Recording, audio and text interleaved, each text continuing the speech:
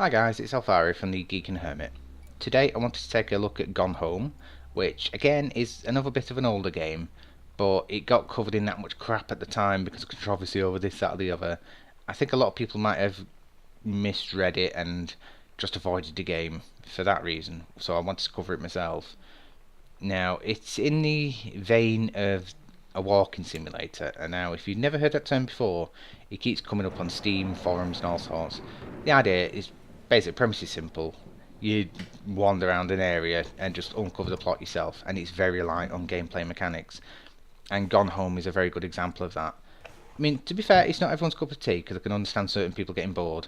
Me, on the other hand, I like playing with Doom and my Final Fantasies and everything, but I also love plots and stories, and I love walking simulators when they're done right. Are really good, and this is a good example of them. The whole premise of the game is you play as a girl called Katie who's just arrived home after being around the world for so long, and as you come home, you find the house abandoned, and there's various notes, voicemails that are left around that are creepy. Um, and the whole idea is to just try and discover what's gone on and what's happened. Because last you knew, your mum, dad, and your younger sister were there. And I absolutely love how they've done the atmosphere for this game. The plot unfolds naturally as you go around the house nosing round. It's kind of like it playing an episode of Through the Keyhole. You're just basically nosing around someone's house. And call me a nosy bugger, but I really enjoy doing that. But I think the amount of detail they've crammed into this one house, there's as much detail in it as you want to find, or as little as you want to find. I mean, it's random things, so it's set in the 90s as well, so you'll find VHS tapes with episodes of The X-Files saved on, or you'll find Super Nintendo games hidden in the cupboards. But it is kind of short. It took me about an hour and a half to do it the first time round, and apparently you can speedrun it in about a minute, I think, because once you know exactly where the key is, I won't go into that yet, you can just basically run straight to the end.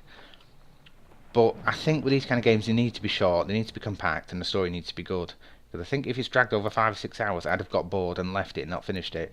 But I think with just enough time to just get me involved in the plot, I could have probably spent a bit more time, maybe 2 to 3 hours, maybe I could have got out of it. But I've played this through twice now, I enjoyed it enough, so... And it's only cheap, so none of this crap, I don't want to spend 40 quid. It's different, it knows it's aimed at a different market. But yeah, I think the controversy at the time is people jumped on the bandwagon because it's a love story, basically, and kind of a mystery as well, and kind of a bit upsetting in parts. But it's basically, the core of the story is about a love story with your younger sister Sam and another girl. Who cares that it's just dating another girl? Not me. But of course, you know what people are like these days. They jumped on the bandwagon, and that's why it got a whole big controversy about it. What, really? Is that what you're going to be controversial about these days? Who cares? But I really love the way the story's handled. It's handled very well. It's like the silly, girly, getting to know people, getting excited and all that lot. And when you first start dating someone, you do kind of get girly and carried away, even though I'm like a 30-something-year-old man. When I met my wife for the first time, I was kind of silly and like that. But yes, the actual backstory is done on all of them. I really love. Like the mum and dad, they give those backstories. It's very subtle and hidden. Like the dad's a failing writer, he's obsessed with JFK conspiracies, and there's all sorts of bits around the house about him. The mother is getting bored in a relationship. There's marital help books knocking around. There's letters to a friend, and she's also apparently either thinking about having an affair with Ranger Rick, or just seems to have a massive crush on him because that's listed through. But again, it doesn't hit you over the head with it. It could be, it could not be. But the main core of it is about a younger sister and this girl, and how people have treated her, and how she feels like a bit of a misfit and everything. And I think it's just really done well. I love how this game has handled it. And to be honest, at the end, I was actually physically scared to go up to the loft or the attic if you're American, because as it builds and builds and builds and builds, you realise something's not quite going right, and it's all going a bit wrong. And I'm not going to spoil any of the plot, but the last thing you do is you get a key for the attic, and you go and look in the attic, and that's where it ends. And yeah, I was physically scared to go up there in case something had gone horribly wrong. And I just think this game is brilliant for that. Now, say what you want about it. If you like stories, it's worth a go. I mean, it's only a couple of quid probably these days off Steam or good old games. And to be honest, I had enough fun just pissing about, throwing items around the house, trying to set the place on fire by putting things in the microwave, and at least there's physics in there so you can mess about with. But it's just, I've enjoyed it. It's kind of like on the same vein as Virginia if you played that, which I'll be covering soon as well.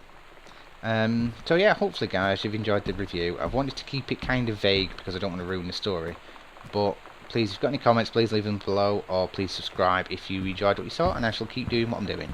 Thank you guys, I shall see you next time. Okay, bye. Sam. Sam. Hello. Sam.